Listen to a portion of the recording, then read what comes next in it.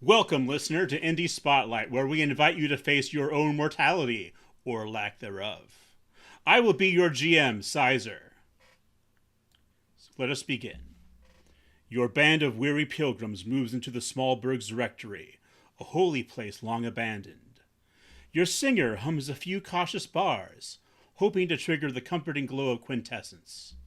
But instead, they attract the ire of something hiding behind the broken pews. With a demonic wail, it bounds towards your party, the Indie Spotlight Lightning Round. Guests, what are your names? Hey, what's up? I'm Chris Pickett. I'm the author and lead illustrator of Danse Macabre medieval horror roleplay. And hey, I'm Wythe Marshall. I'm the founder of Stillfleet Studio, the publisher of Danse Macabre. And what are your Medieval horror pronouns? roleplay. I go by they, them. And I go by he, him. Okay. Where do the two of you live? We're both based in New York City, New York. I'm in Brooklyn, and well, actually, that's not true anymore. Oh my God, I That's not completely true, forgot. yeah. We were both based in New York City, New York. I still am. I'm still trapped in the torment nexus that is Brooklyn, New York. Wife has escaped, however. Yeah, I am now in South Philly. So we just moved like 2 days ago. So we were in Queens for a long time and Brooklyn for many years before that, but now Philadelphia. Yeah, Cool. I completely forgot about that. Just happened. Well, no problem. And I think we already heard mention of it, but what is the name of the project that the two of you are presenting today? Yeah, we are presenting Danse Macabre, medieval horror role playing. It's a kind of alt history medieval horror game. I mean, it's in the title. It does what it says on the tin. Mhm. And yeah, we're currently live on Kickstarter with the project. Pew, pew, Cool. pew. Well, welcome to Indie Spotlight, Chris and Wythe. So, tell us a Yeah. little bit about Dance. Is it Dance Macabre or Dance Macabre? I was never sure about that. Honestly, I think it's dealer's choice. Whoever's Okay. saying it, we've all got a kind of different way of saying it. There's some terms in the game also that I've noticed have different pronunciations. I don't try to correct anybody on it. I guess properly it would be Danse Macabre if we're going real French with it. But Okay. yeah, I don't hold anybody to that. But yeah, like I said, Danse Macabre, it is a kind of alt history ttrpg set in the twilight of the 14th century. So the game is canonically set in 1390 as kind of your starting point. In the game, basically 30 years before that start point, before 1390, somewhere around 1360, an event happened called the Great Abandonment of Death, which is kind of colloquially called just the abandonment. And the effect that has is basically whenever just a human dies, they are revived within a few hours. Death Okay, has sounds stopped good. Let's working go the home, way it was folks. supposed to. All right, great. That's it. That's a wrap. But yeah, every time your character or an NPC, excuse me, anytime your character or an NPC is revived, they come back to life with strange body horror mutations that we call maleficia. Mm. They're all pretty much, like weird biological stuff. Very pointedly, there's not like magic in the game in the kind of traditional Western fantasy sense where you can like change reality and things like that. But you do get some weird powers, like you can breathe fire, you can have bat wings, you can have ram's horns on your head, or a bunch of tiny mouths that kind of talk bad about you behind your back. like a vampire hunter D hand, in other words. Yeah. I mean, Vampire Yeah. Hunter D is definitely one of many inspirations for the game for sure. But yeah, that hand mouth has always stuck with me as a very Mhm. powerful image. Yeah, for sure. And so there's more to it than just it's affected culture in a big way of this abandonment of Yes. death. So Yeah. what does society look like now? Yeah. I mean, you see your kind of traditional zombie apocalypse narrative thing happening where kind of larger empires or larger not statehood wasn't really a thing at the time, but like kingdoms, empires have kind of crumbled apart, Mm-hmm. and people have collected themselves in fortified city states. So in the core book, it is set in Constantinople, And we've kind of imagined a situation where Constantinople has become somewhat like Cold War Berlin, where half of the city is still run by the pseudo emperor of the Byzantine Greeks, and then the other half of the city is run by kind of an offshoot of the Ottoman Empire. Yeah. So you have like Ottoman folks right next door to Greek folks, a little bit of Islam, a little bit of Christianity, mixing it up, mostly working together, but there is some tension. There's a lot of like highly political factions that are inspired by real world history that players can interact with. And I think, most importantly for the player characters is that they're all criminals. They've all been accused of a crime, and we leave it open, as to whether or not your character, your pilgrim, which is kind of the overall class that everybody shares, we leave it open as to whether or not they did the crime.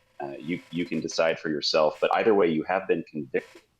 And as a part of your conviction, you have been conscripted by an organization called the Canticum Aeternum, which is basically like a large church choir that kind of collects and hoards away quintessence. And quintessence is this mysterious kind of energy source that we don't really go into any depths explaining. It just kind of is in the world. It is held within relics, which are items that are specifically crafted before the onset of the abandonment. Whenever you sing around a relic, you raise up your voice in song, it activates the quintessence inside of it, starts to glow outward from the relic. And if somebody dies while they're being touched by this light, they pass away naturally, normally. And they do not revive as a mutant, basically. The other thing too, regarding that, why it's important, why people don't just want to die over and over and over again and keep getting weirder and more cool powers, is there's a limit to how many times you can die. Each time you go through false death, you lose a piece of yourself, piece of your personality, a piece of your humanity, and eventually you are revived as what's called a demoniac or a demoniac, which are, for lack of a better kind of equivalent term, they're mutant zombies that are kind of violently disposed or predisposed, and that are like just preternaturally attracted to quintessence. So they hunt people down, kill them, all that stuff. Especially if you have a relic on you, they'll be gunning for you. Yeah, so it's kind of a perfect trap to keep people locked away in cities and doing their best to not experience this false death and eventually lose their humanity. Exactly. Yeah, it's kind of like Walking Dead, but it has this really philosophical, deep, like the weird thing of you don't die and instantly become a zombie. It's like you lose your humanity over multiple deaths while you get Cronenbergian mutations, which makes it really fun for an RPG. Because if you think about a campaign, there's a kind of tension built in RPGs, like, oh, don't die, but sometimes people want to experience an epic death. Well, this game actually lets you do both. Like, you have an incentive not to die, and then you have an incentive to not die too much, if that makes sense. But you also can kind of play through this transition. So it's really fun. It makes for really good one-offs, but also works for like, nice short campaigns that have like kind of a built-in arc, because it's ultimately about people. I kind of think of it more like Last of Us, right? Where like it's not so much we're gonna go on and on for infinite seasons. It's like one dude just wants to like reconnect with like one family member, and like how, if that happens, then it's kind of like, okay, well, it's still a zombie apocalypse, stuff still sucks, but I think a lot of the stories are real low to the ground and kind of about these relationships, which makes it easy, because if you don't know anything about history, you don't have to get caught up in like, oh man, what was it like in 1390? You're just like, yeah, I want to go visit my sister over there, and it's hard, and I want to make sure I am not a zombie by the time I get to her, right? Like I want to like get there in one piece. Absolutely. So I think it's fun. It's totally fun, and it reminds me of another video game series I've already brought up, but the Soulsborne series. Oh yeah. The idea of in so many of them of Halloween, of dying and just losing your soul is kind of built into this. Not only that, but the gameplay loop of a Soulsborne game in which you can die and come back, right? But with a party, Anyway, it really, as a FromSoft fan, it really speaks to me in that way. Yeah, I mean, big same. I was actually just on our friend Michael J. Cohen's podcast, Perfect 10. We were talking about Elden Ring, which was, Mm. one of the big inspirations. But yeah, all the Souls-like titles are definitely a heavy inspiration for me. There's something really interesting about noodling, what it means to be human as you are losing your humanity, and really like trying to embody the fear and the just the experience that comes with that, no matter how weird or how funny or strange or anything. But yeah, like White said, it's really more about what it means to be human in a weird changing world, in a weird changing body with weird changing politics and polities around you at the same time. And I suppose that, given the seemingly divine nature of the abandonment of death, that there's been more new interesting sects and religious orders springing up to sort of respond Oh to yeah, for it. sure. Yeah. Yeah, for sure. I mean, it's interesting. We thought through a lot, like, well, how would you know, at least in Europe, in Eurasia, the kind of big three, the Abrahamic religions, how would they kind of respond to this? How would they scramble to explain it? But then also, yeah, coming up with new, new expressions of faith, if you will. So in the game, there are a couple of those kind of stock in the core book. One of my favorites is the Undying Episcopate, which is a large, growing Christian heresy that celebrates false death and celebrates getting Maleficia as this kind of like badge of honor from God. And you are, replicating the death and resurrection of Christ. So how could this be a bad Ah. thing? Uh, Mm. and ultimately, if you become a demoniac, that just means that you've left your body. You've ascended, like you've left your husk behind, and you're gone. So their goal is like they want to save everybody by turning everyone into demoniacs. But then there's also fun stuff from history that we've included. Like in the core book, the core setting of Constantinople, we have a faction that you can interact with, which are the Bogomils, which were a real Manichaeism, like Gnostic dualist Christian sect that was around, and I mean up to basically like the 1200s when they were crusaded mostly out of existence, like into the underground. But we brought them back for Danse Macabre. We kind of imagined that they were hiding underground. There's still these kind of small cells. And because of the abandonment, they have this opportunity to like kind of come back above ground.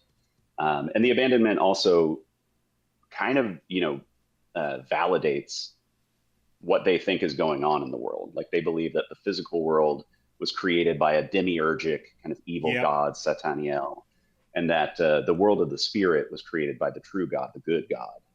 So for them, the abandonment is like this affirmation that they are trapped in their physical bodies, and that Sataniel has somehow like won or conquered or found some way to trap people within his realm. So yeah, I don't know. It's a lot of fun to play around with stuff that already existed in history, skewing some things, and then imagining what comes next. Yeah, it is a lot of fun to play around with that, especially. But first of all, you have to know what happened in the first place, right? So, Yeah. how much research did you do for this game? Quite a bit, quite a bit. Yeah. I mean, I've said before, I'm kind of an armchair medievalist. I just, I have just over many years, just a kind of passing interest that started, unfortunately, with a love for historical wargaming, Mm-hmm. which kind of led me to like, looking into like, oh, well, what was life actually like in the 1300s and 1400s, all that good stuff. And before I started writing Danse Macabre, I had read this really excellent book called A Distant Mirror, The Calamitous 14th Century by this scholar named Barbara Tuchman. And it's just this fantastic account of basically France all throughout the 14th century, Mm. kind of through the eyes and record of this one kind of minor nobleman. But she goes through the plague, she goes through the Hundred Years' War. She talks about post-plague changes to labor and to human rights, basically, and like the kind of early iterations of humanism that started to rise out of that, leading into the Renaissance and kind of early modern period. And that book, it just really stuck with me. And I think from there, I started researching more specifically about the 14th century, just because it was so chaotic and there was so much going on. And then as we started working on the project, we decided to look away from Western Europe and try to concentrate on places that aren't really covered in the kind of mishmash of general Western fantasy. Sure. Which is how in Prima Mors, the quick start that we released, we landed on Constantinople, Granada in the Iberian Peninsula, part of Spain now, and Provence, basically like south of France. Avignon. And then, yeah, Avignon. And then, yeah, we decided for the core book we were going to concentrate on Constantinople. And that basically meant like a year of me reading about a lot of history that I didn't know about the Byzantine Empire, especially the late Byzantine Empire, which was just a complete, I don't know if we can curse on this show. Yeah, go for it.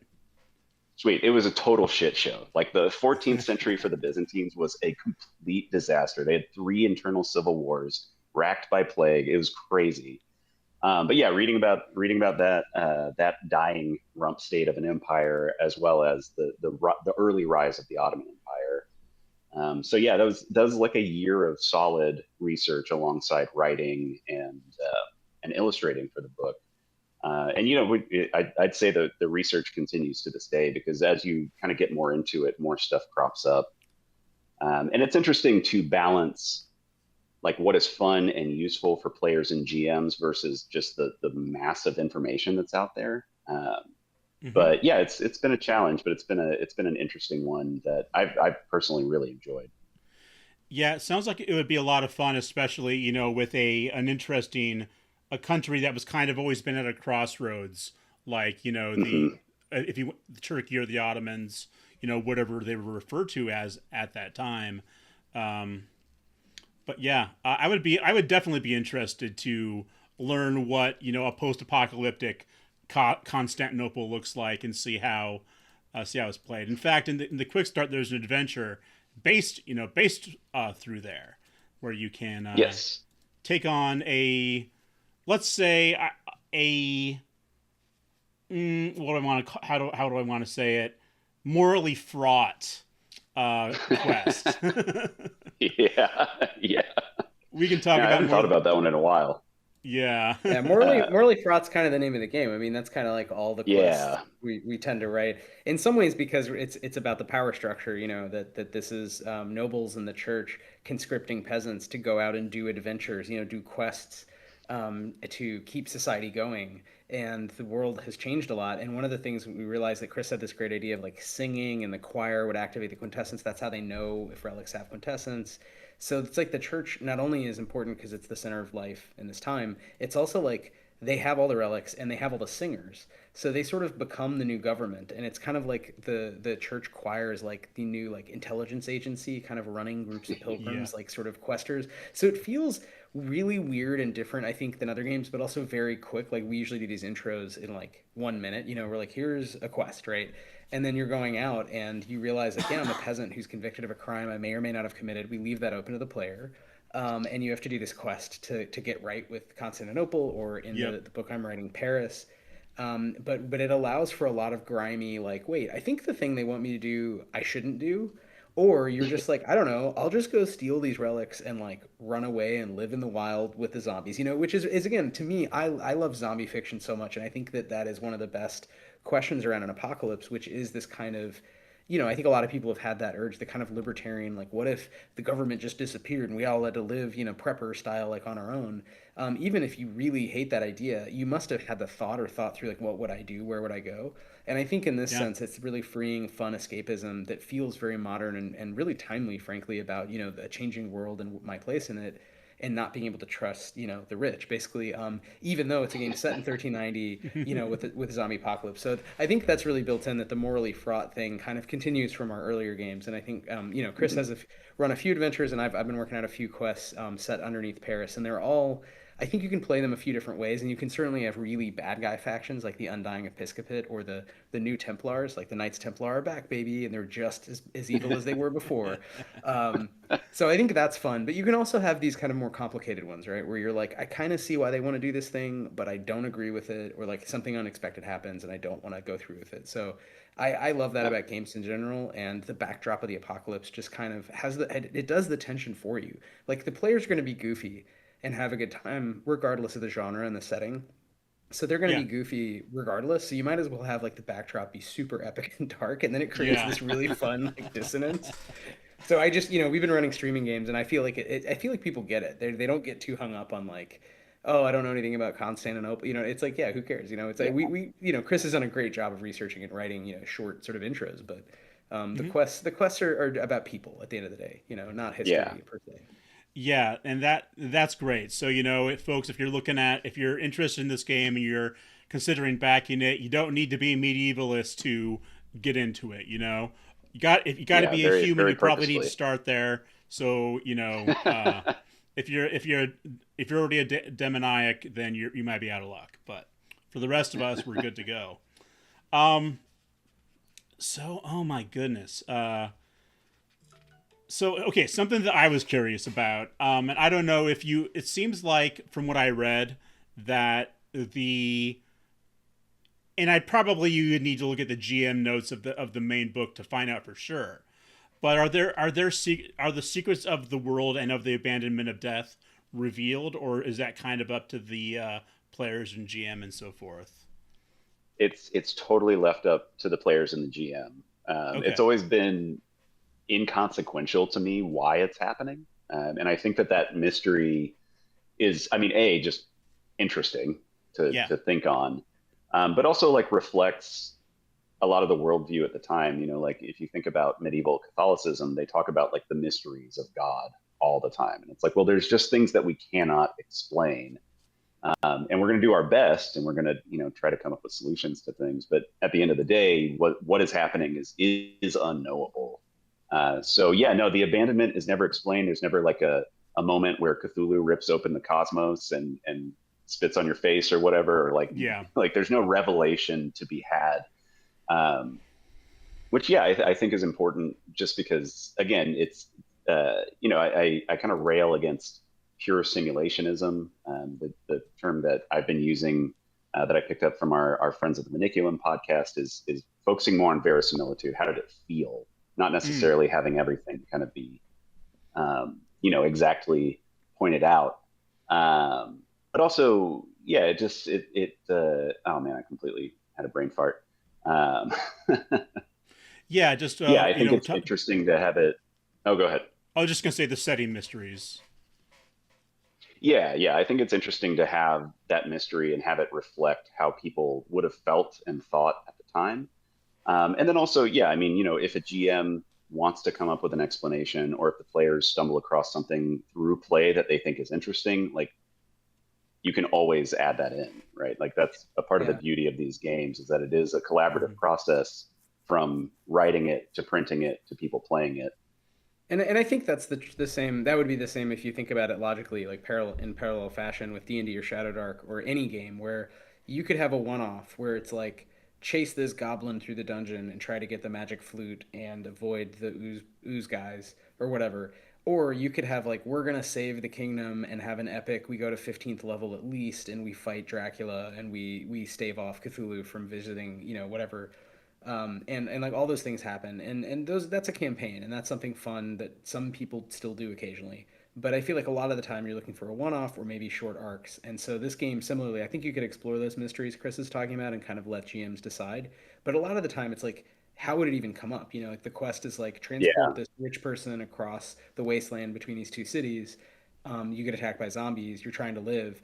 Maybe you're happy. What we've seen is a lot of people, and even in like the streamers, RP jesters who've been playing this on their podcast, like the people have these conversations. They're like on the road. They're like with an ox pulled cart. They're like talking about like, man, what is going on with the world? But then they get attacked by a horde of zombies, and it's kind of like that goes out the window, right? Then it's just like yeah, it's rolling your immaterial. clothes. Yeah, so it's kind of fun how like no matter, I mean, again, every game has big cosmic mysteries. D&D has plenty of those. So I think our game is different in that it's the real world, but in some ways it's similar in that like those things can be epic campaign scale questions or just kind of fun backdrop for like, shenanigans, basically, picaresque Yeah, adventures, right? Yeah, and I really appreciate that. Just on a personal note, as someone whose game leaves the question of the divine, to the players. There are greater forces clearly at work in the universe, but who's actually in charge of them, if anyone, is Yeah. up to interpretation, right? So that I can appreciate. But yeah, this is, I really like the way this whole setting is set up. It doesn't take long to get to the idea of what's going on here. I mean, you explained it in like 2 minutes, and from there are just so many storytelling possibilities. And at the end of the day, it is a survival game, though, right? So, Yeah. what is the system for the game like? Like, I know that there are like encumbrance rules, which makes sense for that kind of game, I think. And how is all this expressed through the system? Yeah, I mean, the game runs off of the grit system, which wife came up with, uh, which is, I mean, I think it's great. It's super flexible. It's very player forward, and very like narrative driven in a lot of ways. But it gives a lot of agency to players. Um, I don't know how in depth I want to go on the grit system, but I don't know. Yeah, wife, do you want to speak on that a little bit? I'll pull up the Yeah, character sure. sheet I to look mean, at while we're at it here. yeah, we can look at the character sheet. I mean, it's this game like the other two big games we've published. They all share the system and they're all very different. But the basic idea is very simple. Your dice, your scores are dice. So you have in the other games 5 scores that simulate aspects of your body and your mind. And here you have 4 actually. So it's even simpler. You assign different dice at character creation, so you can choose, am I basically smart or strong, that kind of thing, like other games, but you're rolling the actual score. So when it comes up, you're rolling against a combatant, or you're trying to get a 6 if there's no one else, if you're rolling against the world. And the GM, of course, can set, the chronicler, as we call them in Danse Macabre, can set a higher or lower difficulty. And usually, I mean, I sort of try to play, and we sort of talk about this a little in the GM chapter, like, you should tell the players, right? Like it's kind of a gambling mechanic where they have to decide, do I have the ability to do this naturally? And if not, they can burn grit, which kind of represents this universal resource, just energy, right? Like how much gas you have in the tank, metaphorically, and you can burn increments of 3, 6, or 9 to just add a straight up +3, +6, +9. So the math is super simple. You're rolling a die and either adding nothing or a one-digit number, and that actually creates for these really really epic moments. You still fail on a 1. You have lots of powers that can give you advantage or a +1 or something like that. And often you kind of get a sense like you're fighting a couple of demoniacs and you're like I'm gonna go for it, I'm gonna kill them. But then you realize like, oh no, there's like 15 more, like I need to run away. So you sort of realize like I need to conserve grit, right? Like I need energy because I'm gonna have to make some really difficult finesse checks to outrun them. And jump over the pond and get on that log and pull myself away, whatever it is, right? So I think it's a fun system that has worked really well in our Far Future game and in our cartoon animal apocalypse game, and this is really much more realistic. Like in 1390, there's no magic. You are a medieval peasant. You're a normal person Yeah. who is now on a quest, right? You've been given a quest. You, the church has outfitted you with cool weapons. Like you have some minimal training, but so you are an adventurer, but it's low power. And the grid system, I think, on a bare bones, I think we've really kicked the tires with Danse Macabre, and Chris has done a great job of really thinking through, like, for medieval combat, like, okay, let's make it really fast and deadly. So Yeah. you basically do about twice as much damage in this game than our other games because you're adding a score. You get to roll your score when you hit with something in addition to the weapon die itself, so that the weapon has a damage die. So it's really fun. Like you hit somebody and you're rolling 2 dice, and that's like a big moment because normally you're only rolling 1 die. So I'd say it's appealing and easy to learn. If you've only played D20 games, but it is a little different, and it might be a nice breath of fresh air. Is kind of my pitch, right? Yeah. Yeah. Cool. And yeah, I mean, as far as like the kind of survival mechanics that I've baked in, yeah, the encumbrance thing, all rules are optional at the end of the day, but for me, the encumbrance thing was really important to have, and keeping it very simple, right? Where it's like, okay, well, I can't carry anything more without being over encumbered, but you still can, carry over your limit, which is based on your vitality score. Um, and then, yeah, if you run out of grit, you become exhausted, you're going to suffer for it. If you run out of health, you're going to be incapacitated and you suffer for it. If you run out of both, then you die, go through false death, and then are revived from there. And, it kind of ultimately, I think the false death and maleficia mechanics are kind of the ultimate expression of the survival part, where it's like you really have to manage, you know, again, it's a gamble, right? Where it's like, do I want to have this big epic moment, or do I want to die one more time and lose my character and become a demoniac, right? So there's always this kind of tension between, do I spend the grit? Do I go for this big epic moment and die, or come close to dying, much like my character almost did last night when we were playing. And then, yeah, I mean, we've also added in some other stuff to the grid system. Like White said, I lowered the number of scores just to keep it a little bit more like OSR-y in a way, and just to simplify the amount of kind of things that a player has to think about as they're playing. We also don't use alignments or anything like that you might be more familiar with from D&D or similar like OSR games. Instead, you have a humor, which is actually based off of like Galen's theories of humoralism. So you can be phlegmatic, you can be sanguine, you can be choleric or melancholic. Maybe as a way of explain like setting what that means for baseline. people who might not know real quick. Sure, yeah. So in humoralism, you would basically, as far as I understand, it's mostly looking at the color of your pee, but you would try to keep the levels of the humors in the body more or less equal, right? So the 4 humors that Galen identified are black bile, yellow bile, blood, and phlegm, right? So if you have an imbalance of these humors in your body, then you can fall into like one of four categories, but they typically will overlap as well. But you can be sanguine if you have too much blood, which means that you're very like kind of chipper and outgoing and kind of a people person. You can be phlegmatic, which is very kind of like stoic, stone-faced. And that's if you have too much phlegm. If you have too much yellow bile, you can be choleric, which means that you're just kind of quick to anger, quick to action, very impulsive. And if you have too much black bile, you are melancholic, which is what it's, we still use the word today, right? Like kind of more depressive, a little lower energy, maybe a little more asocial in some ways. But yeah, I mean, so we use those as kind of the basis for each player character's personality. And it's written in the book where it's like, this is not all of who you are, right? This is kind of your dominant traits maybe, but like you can have more nuance to it. It's kind of like happy, sad, angry, and chill. And I think those work just as well as lawful, good, chaotic, and whatever. And it's really just, to add to that from a historical perspective, it's like we're all made of goop.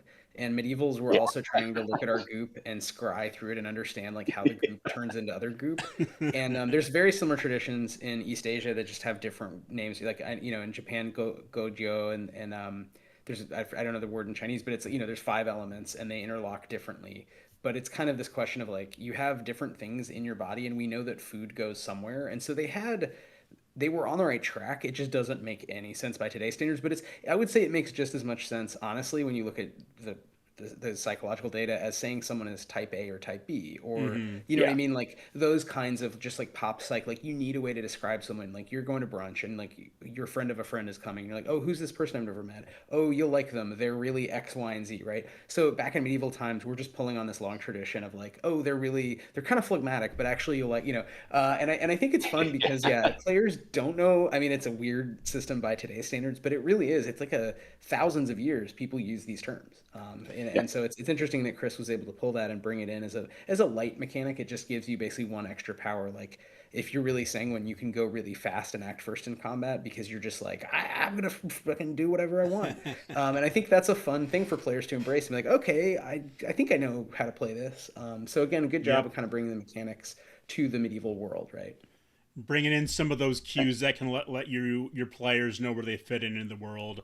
What kind, exactly are fun. So, yeah, exactly. And having a mechanical cue that way, I think just makes it all the easier for people to be like, okay, yeah, no, I get this.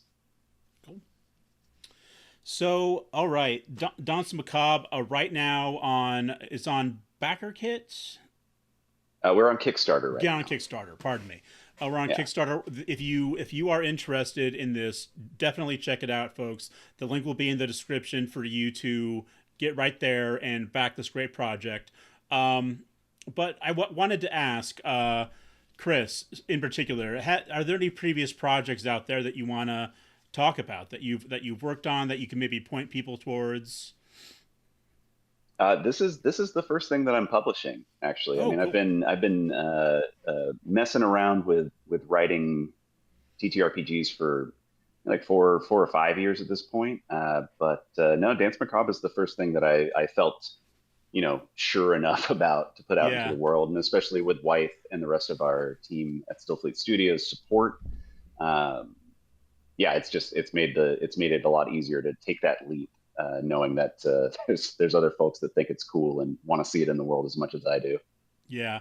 But otherwise, I mean, like if you want to see illustration work, things like that, I guess this is more of a pluggable. But like I do primarily an illustrator and tattoo artist as my day job, which yeah, I mean, I don't know, check that out. Come get a tattoo Cool. if you're in New York. And we'll have your blue sky or any other sources you'd like to put in the description as well. So look for it Great. there. Wythe, any other projects that you want to talk about right now? Well, no, I mean, we've been really focused on Danse Macabre. We've done two previous projects, so you may have heard of Stillfleet or Blister Critters. Those are our two previous games with the grid system, and this is the third, Danse Macabre. We have another game we're working on called the Sometimes Kingdom. We also have a game using kind of the same rules, even more pared down, but with a deck of cards that's sort of simulating dreams and like lucid dreaming. And we have lots of ideas. Chris and I have ideas for like card games. Our collaborator Tony, the graphic designer, who's done these awesome ornamental sort of graphics based on talking to Chris and looking at reference art from real medieval art. Has whole board games already designed. So we're a group of creators, indie creators, formerly in Brooklyn and Tallahassee, now in Brooklyn, Philadelphia, and Tallahassee, but really trying to make it with no real support outside of just our own time and effort. So if you're interested in the system and if you have heard of it and think it might be worth checking out, all our games have kind of a shared sort of through line of body horror and mutation and some sort of political, social reimagining of worlds as the main sort of narrative thing that you're doing. So it's different in the far future. You're working for basically an evil space company, and you're like basically space void marine type guys who are sort of like quiet quitting, right? So like very different setting than Pilgrims and the Canticum and all that, but sort of the same in that sense. So really That's a opens similar up into play a loop. world. Yeah, Yeah. similar idea that can go kind of anywhere. You can go really epic. You can just have goofy one-offs. So please check out our stuff. It's the company is Stillfleet Studio. So Chris is doing Danse Macabre, and we're very excited to get this game out there. So it's a difficult time, I know, but if folks have Yeah. the cash to help indie creators, it really means everything. Given that again we're not it's just some randos, right? We work all day and then do this at night, right? So. Yeah, well, it looks like a really interesting, fun project, and definitely check it out, folks. Link in the description. Chris, was there anything you would like to leave the listeners, the viewers, with today? Uh, Join the pilgrimage. Come through. You can always join our Discord. We're always chatting Dance Macabre on there. We host games on the Discord. So if you want to check it out, try before you buy. Certainly come through, and we can give you the link for that. Yeah, it's all at Otherwise, stillfleet.com/dance, yeah, DANSE. That's the campaign.